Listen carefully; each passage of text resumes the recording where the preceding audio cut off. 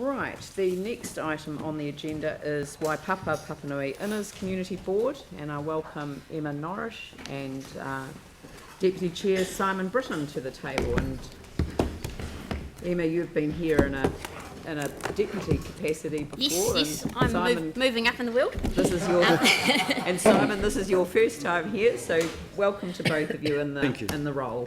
So kia ora koutou, thanks for having us along today. This is our Waipapa Papanui Innes Community Board for this term. So we've got 4 of us returning and 2 new members. Obviously we've got our 2 returning councillors, myself and Ellie Jones returning community board members, and then we've got Simon and Emma Twaddell, 2 new members on the community board. So it's really positive so far. I think we're going to have a good team and we're looking forward to a productive 3 years. We have only had our 1 ordinary meeting so far, and they do have 1 Part A that's come from that. That's the Cranford Street, Northern Corridor traffic resolutions, and that's pretty straightforward. Those are the resolutions that are required to the scheme approved by Council in July last year. So that's just the detailed design. So we're just going to highlight a few other things from our report, which I'm assuming you've all read. First up's the Papanui Bush at Bridgestone Reserve. I think I've mentioned this a few times before here. It's coming along really well. That photo is actually from the first planting day we had, which was nearly 18 months ago now, so we need to update that. Those plants that are in that photo are now probably about 1 metre high. It's coming along really well. We had the park rangers organised a planting day for the community on the 9th of November, which a few people turned up to, and we have the Papanui Rotary, who are partnered with us in this project. They hold a monthly working bee. And then there's also been some schools getting involved as well, which is great to see. I was down there a few weeks ago in Casebrook Intermediate with there, getting stuck in and learning about the drainage reserve and the native planting that's going on. So next slide. Cool, there's a bit of investment, a bit of work happening at Maireho Volunteer Library. There's a mural competition open at the moment. It closes later this month, so if you'd like to put suggestions in, I'm sure they'd be very welcome, to brighten up the breeze block wall you can see in the smaller photo there. And Council Community Facilities team is about to install a number of heat pumps in that building as well to make it a bit more pleasant to be in, especially during the winter months. This photo is from the Great Library Seed and Plant Swap, which was held late September, so we haven't seen you since then. That's why this is in there. It's the second year we've held this at the Papanui Library, and it was again very successful. Basically there's just a whole lot of seedlings and seeds there for people to go and collect or swap if they want to, and we use it to promote our Sustainable and Edible Garden Awards, which entries close in January.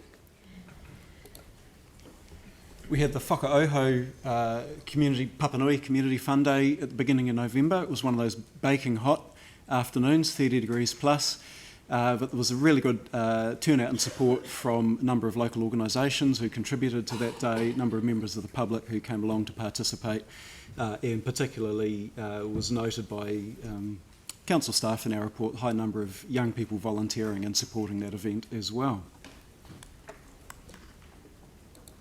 And a couple more events that have been held in our area. It was this one's an alternative to sort of kids going out trick-or-treating on Halloween.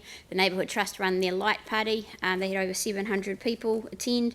There were free rides, there was a disco, face painting, crafts, wearable arts show, and it was a great evening out for families. Same night, Shirley Community Trust also ran a light party. Similar kind of event, similar concept. They had an Under the Sea theme to that, again encouraging children to dress up, participate and get involved in a way that caregivers, parents and children were comfortable with, I guess, and happy to get together in that way. Shirley Community Trust also ran Shirley Shine community event on the 10th of November. Again, really big turnout at that one, the usual stalls, activities, local entertainment, local school groups and so on, so really appreciate. I just want to mention as well the support from our local community governance team with events like Whakaoho and Shirley Shine. Really, it's a really great team locally, putting a lot of effort into helping those run. And then a couple of weeks ago we held our Papanui Innes Leadership Day. This is something we run as a board every second year. This year we condensed it down to a half day and we had 79 attendees. They were from community groups, schools, churches, libraries, government departments, and resident groups. And we used it this year as an opportunity to engage with these people, being a new board. We as a board had sort of a panel discussion, and then we broke off into two groups, one Papanui, one Innis, and we asked each group to come up with their priorities and issues for their area, which we are going to take and use as a basis for our community board plan, which work is well underway on. And the biggest issue for both wards, interestingly, was social isolation. We know this is not just in our area, this is right across the city, but this is what these groups who are at grassroots are telling us is the biggest issue. And did you want to have any? Common themes from across both those areas. We've had a bit of an internal workshop as well as a board, sort of gathering our own thoughts, and it all meshes together really well. There shouldn't be any surprises really in what comes back from community, but it's really interesting to see sort of how it's framed and what comes up sort of on top out of that. So yeah, isolation very much is the top one, and then a number of other issues below that as well, which we also will be working into our strategic plan. So that's all from us today. If you've got any questions. Thank you. No, all I did, there was one of the slides that that sort of made me think that, well, a couple of your slides, because I really think that we almost should do a list of all of these community events that are going on around the whole lot of different communities, because, I really do believe that they are, one of the strongest builders of social capital that, I'm sure that people who attend them don't realise that social capital is being built, but it is. And it's just such a good way of bringing communities together and identifying as a community and being proud of who they are as a community. So, I really, really endorse the work that you're doing in the community in that regard. The second one that really appealed to me was, two activities you highlighted, but there are probably others around the city as well, doing alternatives to trick or treat. I've never liked the idea of sending children out to ask for things for themselves at a doorstep with the threat of a trick if the alternative is not given. And I don't want to make an issue of it. All I'm just simply saying is that to have alternative fun events that are locally homegrown that actually celebrate, the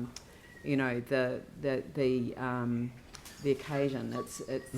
I don't personally think that we need to be importing these kind of festival ideas. Pauline. Thanks, Leanne. And just on that community events, I think it's really worth noting the number of volunteer hours that go into organising those, and particularly I'd like to give a heads up to our staff, and I'm sure all community board staff are in this boat, but they put in big hours in organising these, and they attend the events, they set them up, they break them down, they help, and it's in their own time, and I think it's really worth acknowledging that. Yeah. I'm happy to move the report, by the way.